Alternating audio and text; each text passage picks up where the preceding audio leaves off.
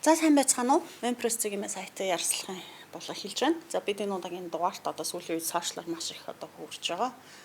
Сүх гэрэл гэдэг хүнтэй холбоотой асуудлыг тодруулахаар хэлэлцээргүй гол мөрдө төрийн бас байгууллагын тэргүүн одоо сүх гэрлийг студидтэй урин авчираад байна. Бидний урилгыг хүлээн авч хүрэлцэн ирсэн танд баярлалаа.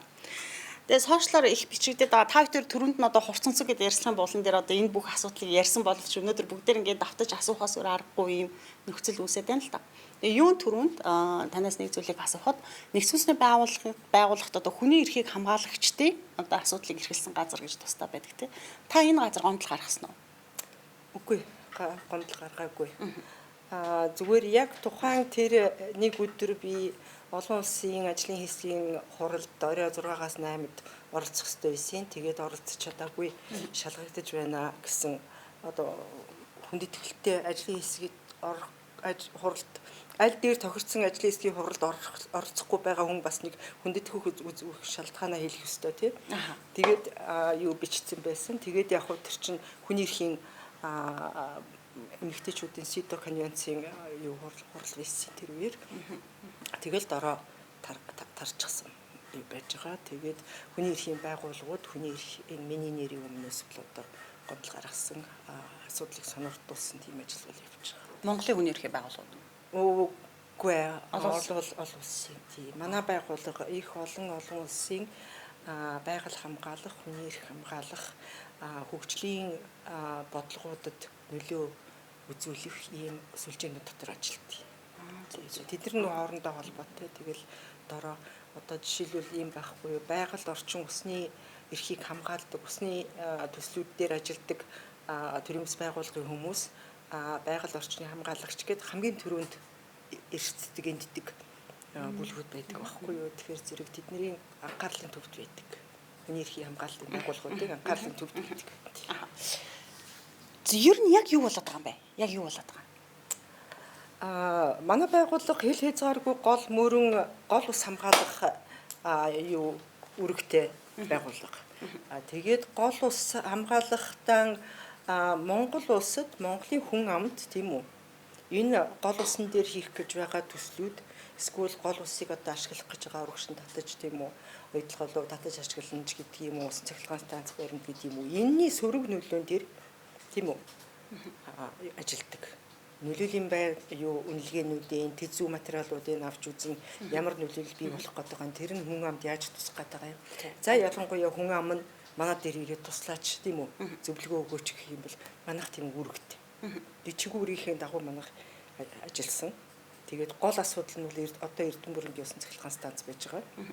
Эрдэнэ бүрэнгийн усан цахилгаан станц мэдж байгаа бах тийм усын малчид ирээд хит удаа энэ ч тийм үү эсэргүүцэж байгаагаа зарлаад тийм ээ тэр төслийг зөвшөөрөхгүй гэдгээ зарлаад ингээд ирсэн. Тэр хүмүүс бол Улаанбаатарт ирэхдээ бол манай байгууллага дээр ирээд ингээд манай дээр усан цахилгаан станц барих гэж байна. Бид нэр яаж өөрийнхөө эрхийг хамгаалах вэ?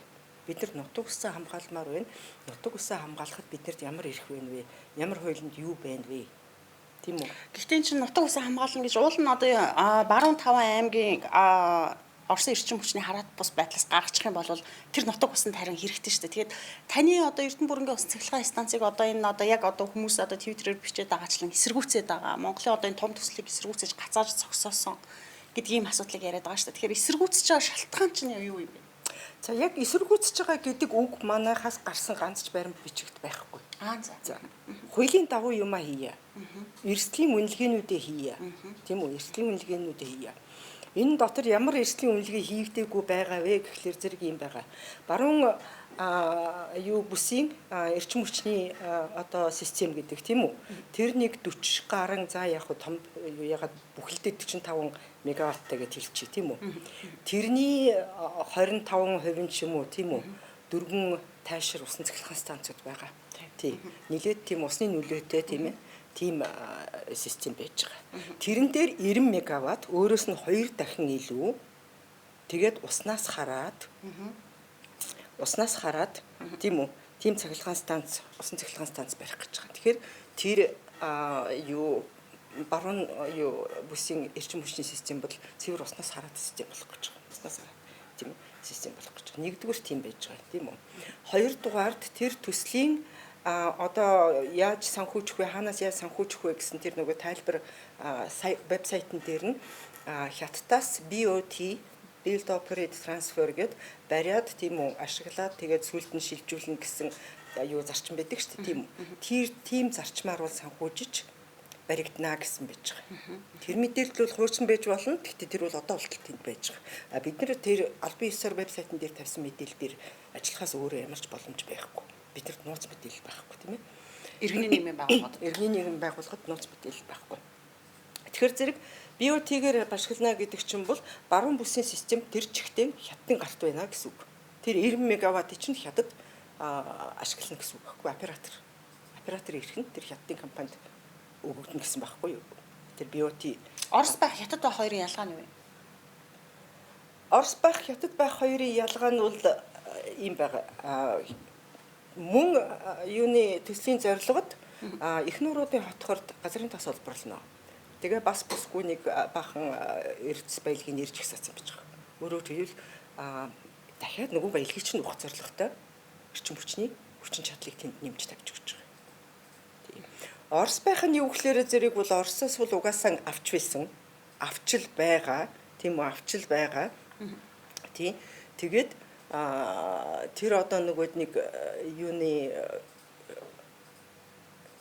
тэнд газрын тос олборлох гэж байгаа том компаниуд Оросоос хараад байх сонирхолгүй л байхгүй юу? Оросын эрчим хүчнээс хараад байх сонирхолгүй. Тэрэндээ байгаа юм тий. Тэрэндээ байгаа юм тий. Тэгээд нөгөөд чинь баруун бүс Оросоос бол одоо зүгээр зөвхөн цөөхөн хідэн сум хэсэг газруудад авч штэ. Хятадын 90 мегаватт ороод ирэхлээр зэрэг бол баруун бүс бүхэлдээ хятадын оператор том компанийн мэдээлэл байна.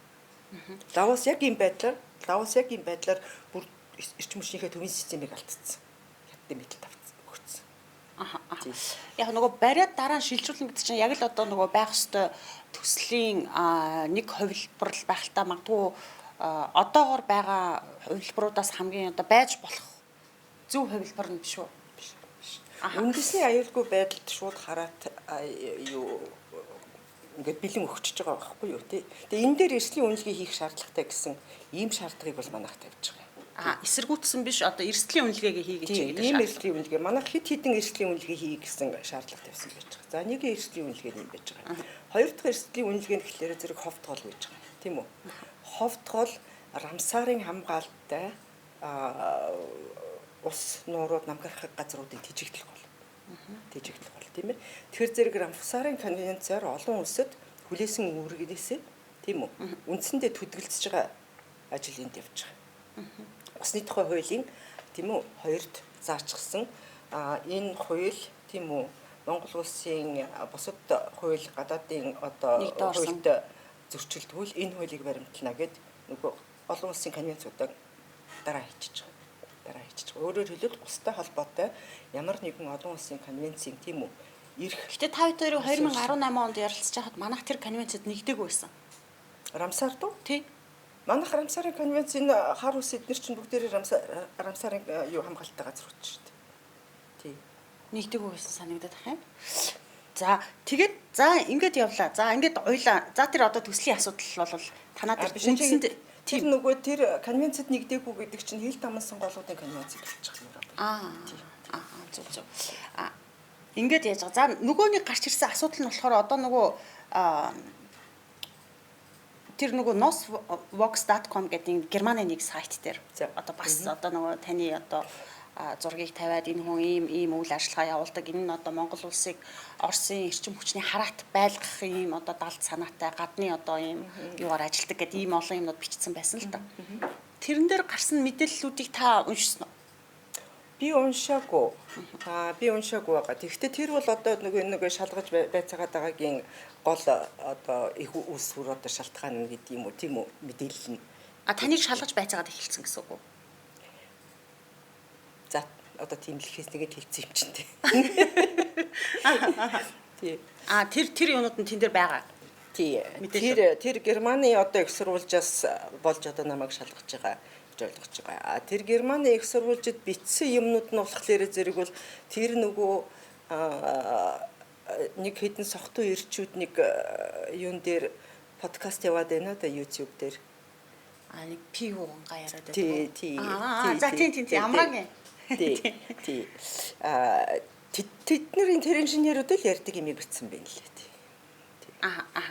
Өөрөөр хэлбэл их сурвалжаа тэндээс авсан юм уу гэмээр яг өөрөөр хэлбэл та тэр мэдээллүүдийг бол баталгаагүй хуурамч мэдээлэл гэж хэлэх гэж байна уу? Угаасаа тэр нуус гэдэг сайт нь хин дуртай нь юу дуртайгаа бичдэг сайт. Тэрний өөрийнх нь блог шиг. Тий, тэрний өөрийнх нь одоо нөгөөд нэг юу ямар нэгэн тийм юу байхгүй одоо хариуцлагын нэг редакцийн тэр зарчим марчин минь тэр ямар ч юм байхгүй тийм юу дуртайгаа хин дуртайгаар бичдэг блог гэх үү? За тэгэхээр тэгвэл би одоо яг таны яриад байгаа над хүмүүсээс чинь бас асуулт авсан юм. За тэгээд тэр асуултаасаа би асууя гэж бодож байна л да. Жишээлбэл 2021 оны 10 дугаар сард Оросын улбаны улсын зүгээс гадаадын агентаар Симоновыг зарласныг та юу гэж үзэж байна вэ гэсэн энэ асуулт байна. Та энэ асуултанд юу гэж хариулах? Ус хамгаалж байгаа хүн биш үү тийм ээ, ганцхан Монголд ус хамгаалаад яваад байгаа гэж энэ хүмүүс өөрсдөө бусдын толгой эргүүлээд байгаа байхгүй юу? Тий. Евгений Симонов бол дэлхийд даяар одоо ус хамгаалах үйл ажиллагаанд оролцдог. Тэр дотор Оросын холбооны улсад тийм үү ус хамгаалах үйл ажиллагаа явуулдаг. Одоо ЮНЕСКОг ашиглаад ЮНЕСКОд байдаг орсуудыг ашиглаад Монгол улсыг одоо дарамтлаад Монгол улсын одоо ийг шүрэн Монгол улсын усан цахилгаан станцуудыг бол зогсоодог гэж эднэр ярьж байгаа байхгүй юу? ЮНЕСКО-хаас гарч байгаа зөвлөмжийн тийм үү пара тэд гэсэн хамгийн том нь тийм үү Оросын холбооны улсад байгаль нуураа хамгаалахад чиглэсэн зөвлөмжүүд байдаг. Энэ зөвлөмжүүдийг тэр Евгений Симонов болон энэ хэлхээс гараагүй гол мөрний Оросын холбооны улс дахь юу байгаль хамгаалагч экологч тийм үү ус хамгаалагч нар гаргуулдаг. Тий. Гаргуулдаг. Тий.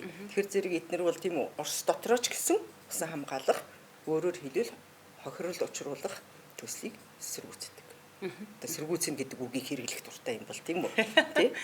Тийм учраас тэр хүнийг бол одны гадны санхүүжилттэй агент гэсэн юугаар бүртгэжсэн байж байгаа. Та хоёрыг ярилцж байхад 18 онд та бас хэлжсэн Симоновыг Монгол улсын хилээр нэвтрхийг нь хориглосон гэдэг. Тий.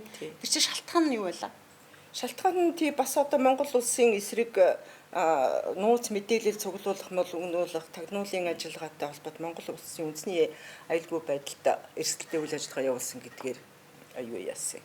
Хар тэмдэг дарсан. Тэгэхээр тэр үед Симонов ирээд албан ёсоор яамдуудтай уулзалт тохироо. За одоо тэр нөгөөд нэг халамж цөнөхөр биш подкастн дээр яриад байгаа тийм үү?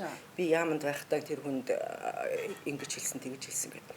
Албан ёсоор яамн дээр нь очиод мэдээллийг нь хүсээд тий гуйгаад ингээд бид нэр энэ усанд нөлөөлөх тийм үү байдлыг нь тодорхойлох шалтгаанаар тийм үү энэ төсрүүдийн материалуудыг өгөөч гэдэг. Үүгэнд нээлттэй байх ёстой материал.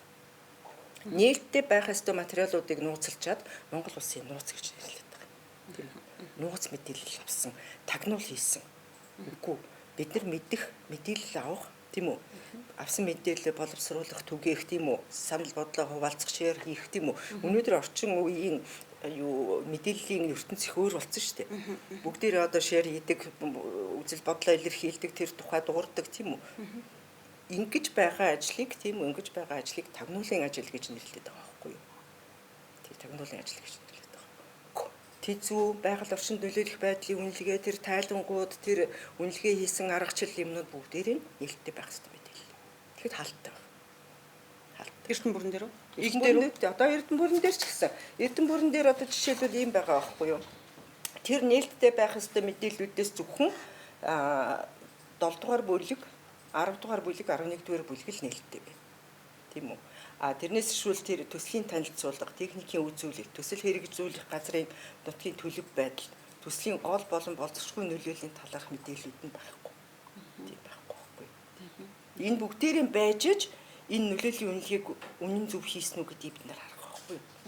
Тийм. Тэгэхээр энэ чинь эдэн байхгүй байхгүй. Байхгүй. Тэгээ нэг хэдэн тусдаа бүлгийг гаргаад тавьчихад тэгээд нөлөөллийн үнэлгээ тайлан хийцэн тайлангийн баталчихсан. Тийм учраас энэ төр төсөл одоо урагшаа явна гэсэн. Ийм болон Эрдэнэ бүрэн усан цахилгаан станцууд өнөөдрийг болтол ингээд зогсож байгаа шалтгааныг та юу гэж харж байна? Шалтгаан олон шалтгаантай. Нэгдүгээрт Монгол орны одоо нөгөө ус их хэмжиг тийм үү? Монгол орны ус их хэмжиг. Хоёрдугаарт энэ төслүүдийг боловсруулж байгаа, тэзүүг нь хийж байгаа ажилд өөрөө техник одоо мэрэгжлийн чадварын хувьд бол их дутуу төлмөг боловсруулагдсан. Дээрээс нь байгаль орчинд нөлөөлөх экологид нөлөөлөх тийм үү? Усны өөрийнх нь экологид нөлөөлөх тийм. Энэ үнэлгээнүүд нь бол дутуу хийгдсэн. Дээрээс нь яг мэрэгжлийн байгууллагуудын одоо юугаан үгийг сонсохгүй байгаад. Одоо жишээлбэл энэ одоо загас хамгаалах байгууллагууд чинь энэ болохгүй юм загснуудад ингэж нөлөөлнө. Өмнөх таашир машид дөрвөн энэ чинь бол сөрхий хортой нөлөө учруулсан шүү дээ тийм үү? Эднэрийн үгэнд орохгүй байгаа. Ганцхан манай байгууллага эсэргүүцээд байна тийм үү? Энийг тэрийг хийгээд энэ эрсдлүүд ингээд үнэлгээнүүд шаардаад байгаа юм биш байхгүй юу? Тийм. Энд чинь мэрэгжлийн байгууллагууд бас тэнд ажиллаж байгаа. Жишээл цамбгараа нөлөөлнө. Цамбгараа цохор ирвэстэй. Тийм үү? Цохор ирвэсийн хабитатад яаж нөлөөлөх юм? Нүүдлийн замд нь яаж нөлөөлөх юм тийм үү? Энэ их олон үнэлгээ юмнууд бол хийгдэг байгаа байхгүй юу? Харуус нурд яаж нөлөөлөх юм? Рамсарын хамгаалалттай газруудад яаж нөлөөлөх юм? Тэр 3 аймгийн 3 сум багийн 4 баг гэдэг шүү дээ тийм үү? Нөлөөлнө тийм үү? Тэнцэнээс 270 гаруй одоо малчин үрхийг үл нөлөөлж шилжүүлнэ гэсэн асуудал ярьж байгаа тийм үү? Энд чинь болохоор зэрэг бол тийм үү? Казах, Монгол, дөрвөд гэдэг ингээд ястан үндэстэн доор хаяа 5 тийм үү? Ястан үндэстэн тэнд амьдардаг. Би үндэсний аюулгүй байдлын зөвлөлд нэг ийм албан бичих өгсөн. Үндэстэн ясны хооронд тийм үү? Сөргөлдөн үүсэх эрсдлийн үнэлгээ хийсэн үү гэж байгаа. Ягаад гэвэл би юуны жишээн дээр хараад гэхээр манайх ч оюутлогоо дээр ажилладаг шүү дээ тийм үү. Тэгэхээр оюут толгойд сүүлийн ганцхан 2021 оны байдлаар тийм үү. 4 бэлчээр усаа булаацалдаад 90 үүссэн 4 хэрэг нэг амны хэрэгтэй 4 хэрэг байгаа байхгүй ганцхан жилийн дотор. За юуны одоо шүүхийн статистик гэдэг юм уу юугаар тийм үү хэрэг үүсээд хэрэг бүртгээд хэргийг хэрэгсэж аваад шүүгээд шийдвэр гаргасан нэг хэрэг бүрийн ард 10 бүртгэдэггүй хэрэгсээгүй хэрэг байдаг. Нугтмал хэрэг байдаг гэж тийм үү. Тэгэхээр зэрэг Өмнөг Говь аймагт тийм үү бэлчээр уснасаа болоод тийм хүний эрх хүний амнаас зөрчигдсөн тийм үү 40 хэрэг байж болохоор байгаа харагдаж байгаа байхгүй юу 40 хэрэг байж болж байгаа. Энэний жишээг аваад 270 өрхийг тийм үү нүүлгсэн тохиолдолд тийм үү энэ үндэстэн яснууд чинь бол эдгээр өөртөө шууд хэлж байгаа байхгүй юу. Нэг усан дээр байж байгаа хамаатан саданшгүй хүмүүс ингээд хоорондоо нодрог юу одоо зөвлөө гэхэд бол бусдууд нь бол оролцохгүй хараад сууж идэг тийм учраас олчно байх тийм хамаатай хүмүүс нэг усны хүмүүс гэдэг ингээд хараа сууж идэг зарчимтай байгаад байгаа байхгүй Монголч. Тэнд болохоор зэрэг бол тийм үү.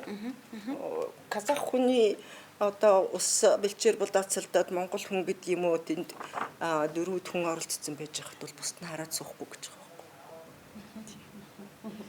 байхгүй. Дахиад танай байгууллагатай холбоотой юм яриа л да. За эрсдлийн ингээд үнэлгээнүүд хийгдэггүй. Гэтэ эдгээр одоо төслүүд нь Монгол улсын эдийн засагт одоо өндөр үр нөлөө авчирна гэдэгтээ та санал нийлдэг үү? Төслийн зорилгот нь эрс баялаг олборлно, газрын тос олборлно, их нууруудын хотгорд газрын тос олборлно гэсэн байгааг бол би хэзээ ч өсөөрч чадахгүй. Яагаад гэвэл бит хоёр хуулиа дээр ярьжсэн шүү дээ тийм үү. Өмнө говь тийм ээ урд бүсэд тийм үү амьдрах орчин байхгүй болоод усгүй болоод ирэхэд Монголын хүн ам баруун болон ханган бүс рүүгээ төвлөрч эхэлнэ. Нүүдлэх ажил одоо эхэлсэн. Хошин нүүдлээд эхэлсэн гэж байгаа байхгүй юу. Тэр цагт тийм үү их нууруудын хотгорд газрын тос олборлоод эхэлсэн байх гэдэг байгаа байхгүй юу. Энэ хүн амьдрах орчин тэнд усаас асар хэмжээнд юу яа одоо үгүй болно юу хохирол учрна тийм үү. Гэхдээ зарим зүйл их сонин одоо өөрчлөгдөж байгаа. Жишээлбэл 90-ад оноос өмнө одоо байгаль ан амьд ховор ан амьдтыг хамгаалахдаа тэдгэрийг одоо өндөр одоо хамгаалтанд аваад хамгаалдаг байсан бол одоо үгүй ингэж болохгүй байна. Тэгэл тусам хулгайн анчид ингээд оодордог юм байна. Одоо бол яах вэ гэхээр хүмүүсийнх нь хамгаалтанд өгөөд хүмүүсийнх нь одоо хэрэглээнд өгөөд тэгээ хэрэглэж байгаа хүмүүс чинь илүү их нөгөө тэрийг өсгөж үржүүлэх талаар анхаардаг юм байна л. Тэгэхээр бусдаас одоо бид нар хулгайн ажтаас хүмүүс нь өөрсдөө хамгаалдаг гэдэг ч юм уу. Энэ утгаар нь одоо тэр байгаль ан амьтныг хамгаалж байгаа хамгаалт нь хүртэл өөр болсон байна л да.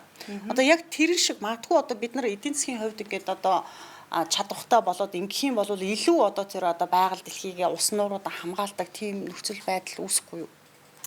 Яг олон улсын хөдөлгөөнүүдийн мэдээлэлээс харахад юм байж байгаа. За олон улсууд бол International Rivers гэдэг одоо глобал хэмжээний гол усуудыг хамгаалдаг тийм том сүлжээ байж байгаа. За дээрэс нь болохоор зэрэг free flowing rivers гэдэг чөлөөт урсгах голууд гэдэг тийм үү. Гол усыг боосноос хүн тийм үү төрлөختөн гол усыг боож тийм үү усны эрчим хүчийг ашиглаж ямар нэгэн байдлаар тийм үү ашигласнаас болоод учирсан хохирол нь илүү энэ гол усуудыг сэргийгээд тийм үү усан дээр баригдсан хуучин хэрэггүй жижиг инженерингүүдийг бүгдээрингийн одоо устгах тийм үү усыг сэргийх ажиллагаа явж байгаа эхэлчихсэн. Тэр free flowing rivers гэдэг бол яг тэр чиглэлээр бол ажилдаг. Тэгээд одоо өдөр тутам тийм үү тэр усыг сэргийх. Тэр юунд итгэж өгөхлөөр зэрэг бол усны систем энэ бөмбөрцөх тэр усны систем бол хүний цус зүрх цусны системтэй адилхан. Тийм. Тэгээд энэ тэнд боогоод ингээд нөгөө хэвийн урсгал имийг нь хааснаас болж тийм үү одоо энэ ус дэлхийн бөмбөрцгийн хэмжээнд тийм үү хямралд орчихсон. Хамгийн том асуудал ус болцсон. Ирээдүйн хүрэн төрлөختөн усгүй болж хадаж үхнэ гэсэн ийм судалгаанууд хийгдсэн байж байгаа байхгүй юу? Тийм. Тэгэхээр зэрэг энэ нөгөө тэр одоо чөлөөт урсгах голууд гэдэг хөдөлгөөн бол дэлхийн хаанч тийм үү аль ч оронд усан дээр дахиад шинээр инженеринг байгуулахыг тийм үү хориглооч ээ. Энэ эрх зүйн орчныг нь бүрдүүлээч ээ. Нэгдсэн үндэсний байгууллагын одоо систем одоо уур амьсгалын одоо COP27 11 дугаар сард болно тийм үү? Уур амьсгалын өөрчлөлтийн талаарх тийм үү? Баг хурал болно тийм үү? Энэ дандаа бодлогоодыг бол тийм энэ чиглэл юу чиглэлж хуулж явж байгаа.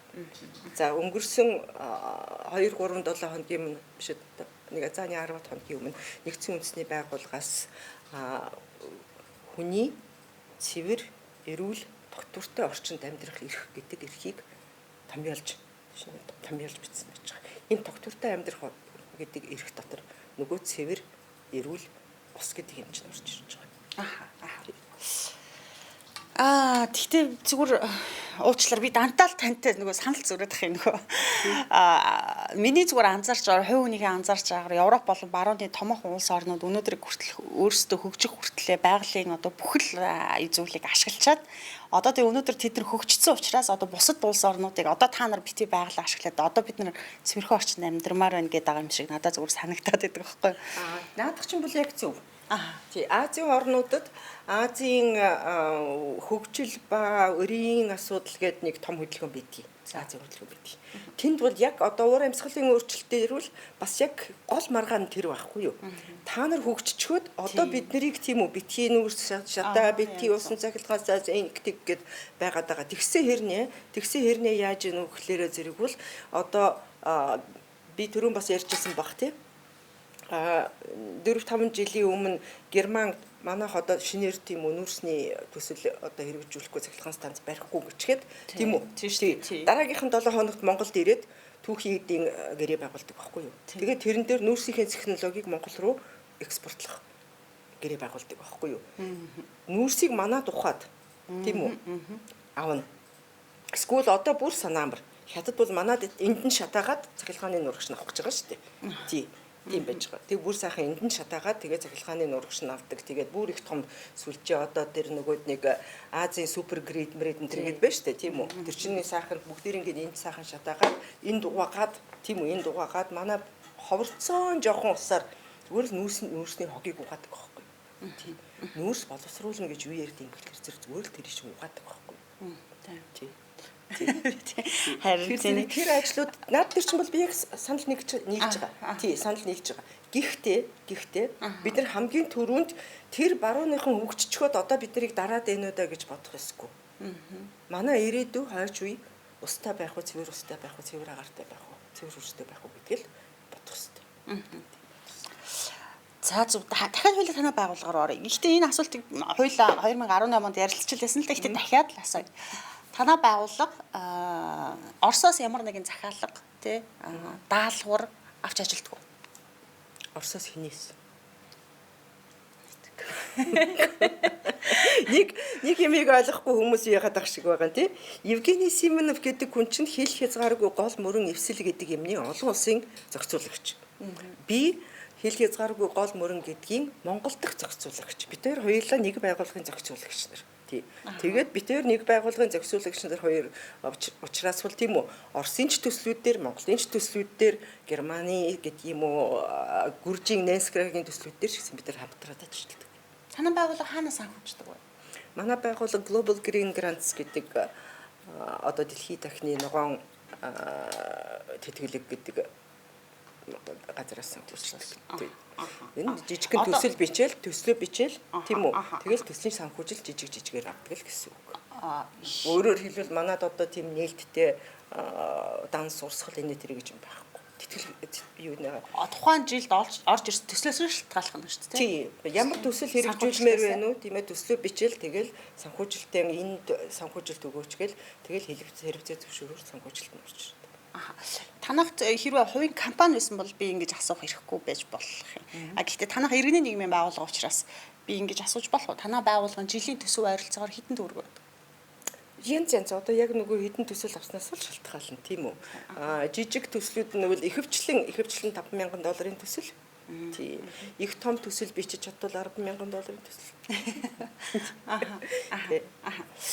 Тэгээ одоо та надад нэг одоо манай үзэгчдэд бас нэг одоо яг эргэлзээд байгаа асуултад хариу өгөөч тий. Одоо яг та одоо яг энэ хүмүүсийн бичээд байгаа шиг Оросын тагнуул муу юм уу? Хэрвээ таныг тагнуулаа гэж үзэх юм бол та юу гэж бодож байна? Таны яг ямар үйл ажиллагаа чинь одоо таныг Оросын тагнуул гэж одоо хүмүүс ингэж хартахад одоо хүргэжээж болох уу? Одоо Монгол улсынхаа үндэсний аюулгүй байдалд занал хийлсэн айгүй амар том одоо сошиал ялыг танд өгж байгаа штэ. Үндэсний аюулгүй байдалд одоо нөлөөлсөн тий сөргөөр нөлөөлсөн тусгаар тогтнол зөргөөр нөлөөлсөн Оросоос одоо Украинд дайн өдүүлээд байгаа тэр гүрнээс одоо даалгавар авч ажилтдаг гэх мэтэр тий. Тэгээ та энэ дээр одоо ингэж хүмүүс одоо таныг яллах шалтгаан нь юу байж болох уу гэж та бодож байна. Энэнд та биднэрт нэг хариу өгөөч.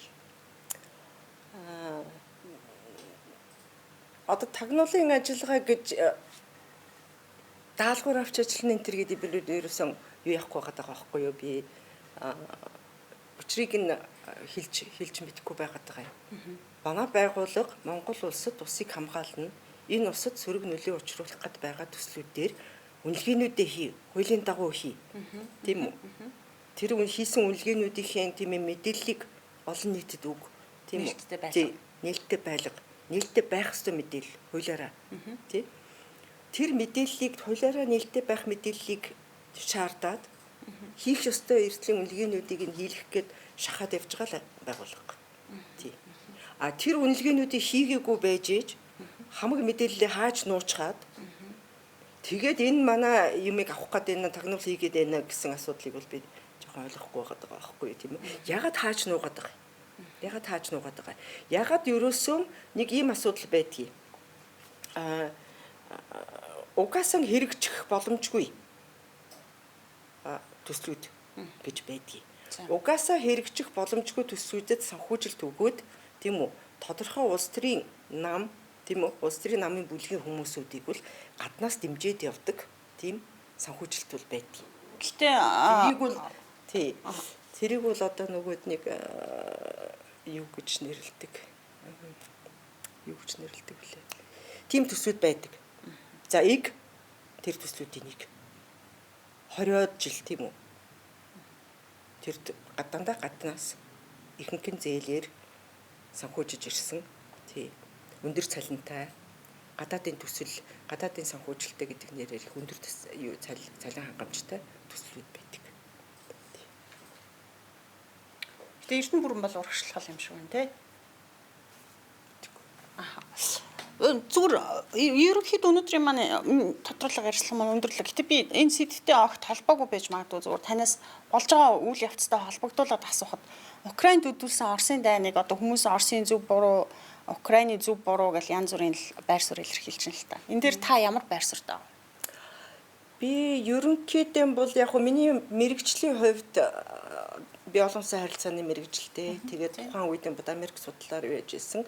Тэгэхээр зэрэг нэг тооцоонд авагддаггүй манай хүмүүсийн яриад байгаа юм дотор гарч ирдэггүй нэг зүйл юу гэхлээрэ зэрэг ядерное противостояние гэж байдгийг. Өөрөөр хэлбэл цөмийн дайныг барьж чаддаг хүч.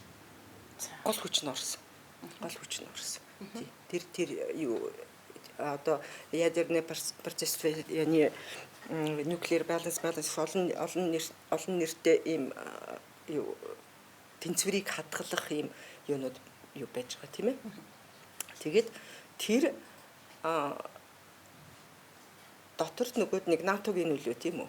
Украин НАТОд илсээд яг Оросын бүрэнд за тэгээд одоо энэ нөгөөд нэг эзэлж аваад байгаа тэр дайралд үүсгээд байгаа хотууд энэ төр чинь болохоор зэрэгүүл тэр цөмийн бааз тэр цөмийн их усүрийнх нь мөз гэдэг юм уу Казахстанд гэдэг юм уу нөгөө сансрынх нь хүчин чадлын тэр гээд өөрөөр хэлбэл хамгийн чухал эмзэг газрууд руу дайралт яваад байгаа байхгүй юу тийм миний харж байгаагаар тийм би бол Орос Украин руу дайрсныг би ямар ч тайныг бол одоо зөв гэж үзэхгүй тийм ямар ч тайныг зөв гэж хэлэхгүй тийм зөв гэж үзэхгүй тэгтээ болон чахагцсан амьд амтан өөрийгөө хамгаална гэсэн бас нэг ойлголт байна тийм ээ.